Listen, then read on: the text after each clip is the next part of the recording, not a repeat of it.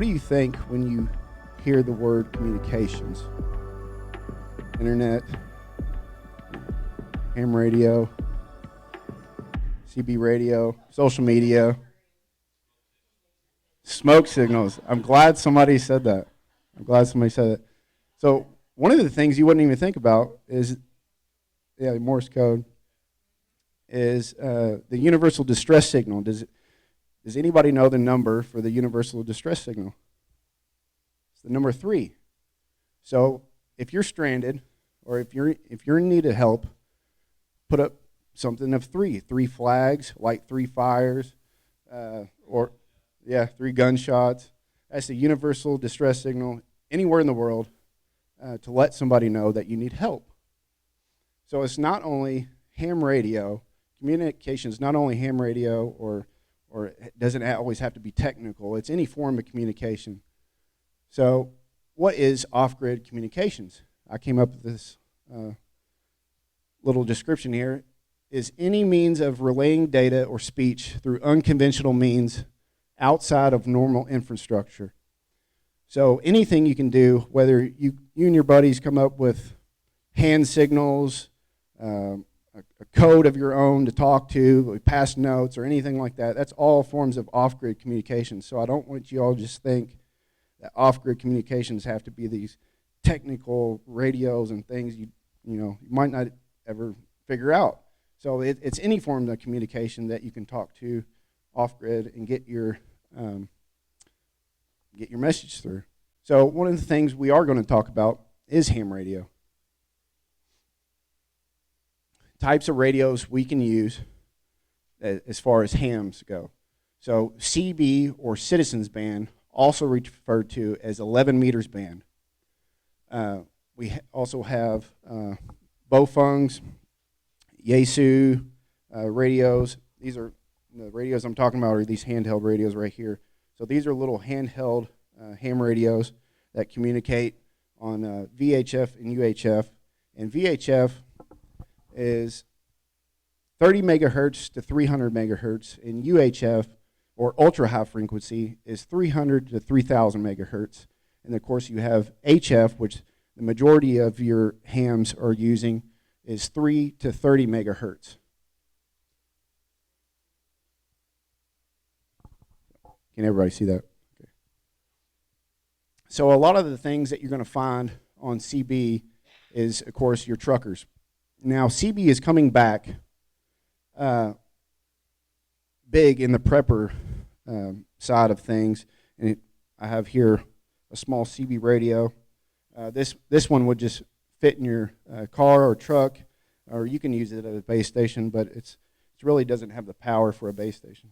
It's just a small radio. But one of the good things about CB is that you don't have to have a hams license to use CB, or the citizens band.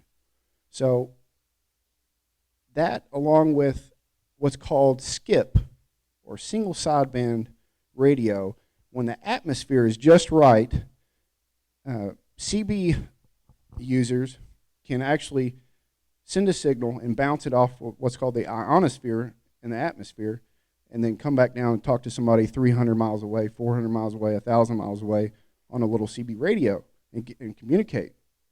And they don't have to have this big $3,000 ham radio that can do the same thing. It's cheaper. Now, you can't always direct where the signal is going, but in a grid down scenario, it's really good to get information, just from anywhere at that point. VHF. So VHF is one of your more common ham radio. When you get your ham radio operator's license, you're going to be mainly talking on VHF and UHF. And that's what this little radio here talks on. And a lot of repeaters use the VHF around 140 megahertz, some 150 megahertz, or the 2 meter band. And when I say the 2 meter or 1 meter or 70 centimeter, what that means is the length of the wave. So that is the length of the wave propagating through the air from the antenna. And I know that sounds technical, but and then UHF is GMRF, or family radio service. Businesses and municipalities use UHF frequencies, so a lot of the times you can hear businesses talking on their radios and get information that way. And government entities, the county road department, stuff like that, you'll hear on UHF channels as well.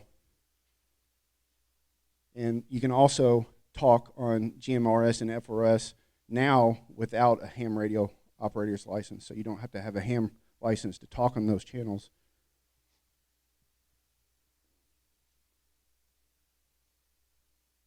So how can you get started talking on ham radio?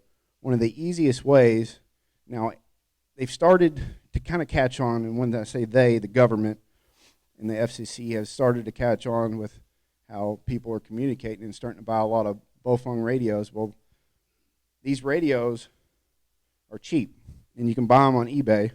And when I say cheap, they're around $40, $50 for the whole setup with that additional antenna and stuff. But Amazon has now started denying people from buying these radios without an FCC license. So they've kind of caught on, but you can still get them on eBay. But Amazon, I'm not too sure. Do I need an FCC license? So yes and no. I personally do not have an FCC license. I'm not a licensed ham radio operator. One of the things I do is I talk on GMRS and FRS stations. You can listen to any frequency without a license, so you do not have to have a license to listen to any frequency. So you can get the information that you need, and you're not going to break any laws just by listening. One of the other things is, if you look in the FCC, and I didn't have time enough, I was going to put it in my PowerPoint presentation today. I've just been doing so much. In the FCC, there's an exemption. So in the FCC code, there's an exemption for emergency purposes. So what have we been under for the past year? An emergency.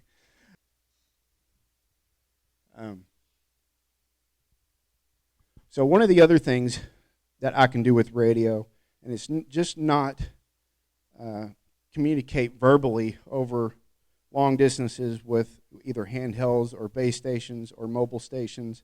One of the other things I can do is use what's called a software-defined radio, or SDR, which looks something like this. So this is what's called a SDR, and it has a USB cable that just plugs into my laptop over here, and I can see visually the frequencies that are in the air around me, and it'll show up on these waveforms. So I can tune, you can see it says right now 146.850 megahertz. So that's on the VHS level, and I can see under the waterfall if anybody's talking. So I can sit there and use it as a scanner. So that's one of the good things, is that I can buy one of these for, just a few dollars, like $20. So they're not expensive at all. And it takes freeware. The software is completely free. You download it offline. And you can sit there and listen to a broad band of frequencies on your computer or laptop, or sometimes you can set it up for the phone and sit there and monitor if anybody's talking around you, because you might not know what they're talking on. And one of the other things you can do with this is listen to air traffic control. So you can listen to planes in the air talking to air traffic controllers. It'll go all the way down to like 29 megahertz or 30 megahertz, which is right around the CB band. So you can go all the way down there or go all the way up into the 800 megahertz range and listen to trunked radio stations or police stations. I have a decryptor that's completely free that will allow me to listen to trunked police stations. So when we were down in Louisville, Kentucky, as a militia group, I would set it up and turn it on and start listening to all the traffic going on. Now, you can do this on your phone too, but they have a thing on there, like if you go to like a Spotify channel or something like that and you're listening to the scanner on your phone, they can shut that off. This they can't shut off. This is right out of the airwaves. So this is just like having your own personal police car. So I was able to get not only police information, but I was also able to get fire, EMS, and TARC buses. So I was listening to what all the TARC buses were doing and what roads they were getting blocked on by BLM and Antifa. Some of the other things you can do with radio is what's called duplexing or repeaters. So VHF and UHF is line of sight, what's called line of sight propagation. That means you need to be on relatively the same elevation as the other person you're talking to with an antenna. And what repeaters allow you to do is talk over hills or talk longer distances past the event horizon and get your signal out. And what that repeater will do will repeat that same signal and send it out further. And you can do these with these little radios right here with a cable like this, which is a duplexing cable. You can just plug both of them together and put it in an ammo can with a battery pack and set it up on a hillside, and you got an off-grid repeater that nobody knows about. And something else I can do with the SDR or radio, the radio spectrum, is listen to what's called ADSB virtual radar. So I can set this up on my laptop and pull up another software and see all the air traffic in the air, because they squawk at 1090 megahertz, and that means they talk, and they're transmitting at 1090 megahertz, and I can take that information out of the air and plot it on a GPS coordinate, and it will show me all the air traffic in the air, whether it's helicopter, a plane, or a drone. As long as it has a responder, I can see what's going on in the air offline. So this is completely offline. You don't need internet or anything like this. What can I do to prepare? What can I do to prepare for when the grid or everything goes down tomorrow? What can you do? Well, one of the first things you can do is purchase one of these radios if you can still find them. Get a CB radio. If you got one in the basement, get it out, dust it off, plug it in, and see if it works. Become familiar with its functions. So I'll give some personal classes on anybody that buys one of these radios or another handheld. I'll come and teach them how to use it. Attend courses or watch online courses and videos, which I just spoke about. So a lot of the stuff is free. You can go on YouTube and learn how to use these radios. There's a lot of good YouTube videos on how to use these. And tell your families and friends. So if you're the only one in your group with a radio, you're not going to be able to talk to anybody. So tell everybody about it. And this is my email address for anybody that wants to get a hold of me later on in an email. It's nationalpatriots3eyes@gmail.com. Yeah.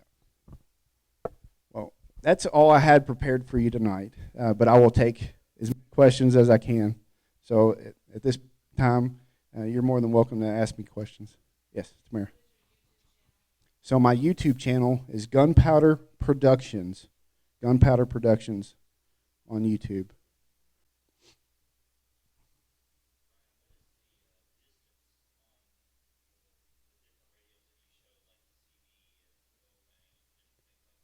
So, like I said, on the radio, on the handhelds, they're just transmitting at 5 watts maximum power, most of them. Some go to 8. But if you have an antenna, and I'll go through some of my antennas here. If you have an antenna like this, which this is just a PVC pole stuck in a block of wood, and I use that to hold up what's called a Slim Jim antenna. So this Slim Jim antenna, you can throw up in a tree, climb up a hill, throw it in a pine tree, and you can plug it into that handheld, and it'll get you your signal out further and higher to have better line of sight to the next radio.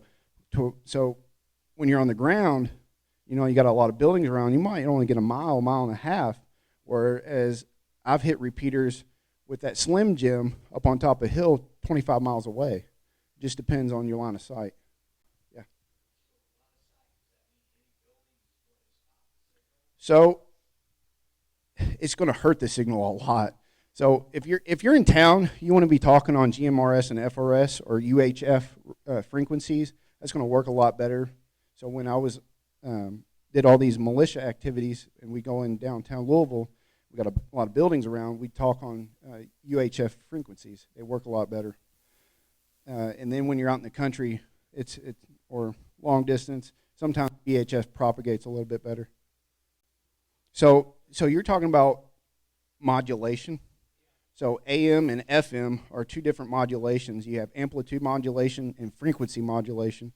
So AM, how that, I guess it's, for lack of a better term, decoded by the other radio is on AM is the amplitude modulation. So it modulates the amplitude of the frequency. Whereas FM uses kind of like the, it's a broad band of frequency. So if you tune into 99.7, you can actually tune a little bit out, a little bit in, and still hear that same radio station, just not as well. That's because it's fluctuating in hertz real fast, and that's how that other radio reads that FM channel, whereas amplitude modulation has to be on a specific channel. And the way it tunes is through the volume. So AM bounces. So on an AM tower, the entire tower is powered. The whole thing's powered. You don't want to grab an AM tower, it'll fry you. So an FM tower, you can go up and grab it, climb all the way to the top as long as the stick's powered down, and you won't get hurt. But an AM tower, the whole thing's grounded and powered up, and it bounces off the atmosphere. So and it has a larger propagation, right? It goes out a lot further, and you can actually buy small AM channels. So I have a project going on right now. I call it my tower project. I live at about around 900 feet on a hilltop, and I'm building a 65-foot tower that I already have. I got the base put in, and I'm going to put on there a small FM channel because FM is now cheaper than AM, and make my own little pirate radio station. For some reason, the chipsets over time, there's been more produced of the FM than AM radio, so it's a lot cheaper to go with the FM base. Any more questions? Oh, the SDR? You can just go on eBay. Yeah, it's just, here, I'll pass one around. You can see it. They're just like a little USB chip. I'll pass this around. So this is called Newelec, and it's the R820T2 SDR. Yeah, and you can just plug it right into your laptop and get a software called SDR Sharp. So SDR Sharp is what it works with. Yes, that's free software. Mm-hmm. Yeah, everything I showed you up here is free software you can download. Any more questions? Sure. Well, you wouldn't want to. You said you wouldn't want to because you might get in trouble unless they're a GMRS frequency repeater. Now, if they're a GMRS open to public repeater, there are those out there, and you can use those repeaters, yeah. So what I have set up on this boom mic is a directional antenna for 2 gigahertz, which is a Wi-Fi connection. So I got it plugged into this Wi-Fi card with some just RG8 coax. And what I can do with that is plug it into my computer and get Wi-Fi signals up to a mile away. So I've picked up free Wi-Fi from like McDonald's for like 1.2 miles. Huh? What's that? Oh yeah, it's copper. Mm-hmm. Some of these other antennas I have setting up here. So this is just a little car antenna, whether it's for the Bofeng or Yaesu handheld. You can just plug that in. and that way you have an antenna on top of your car. Thank you. Thank you very much.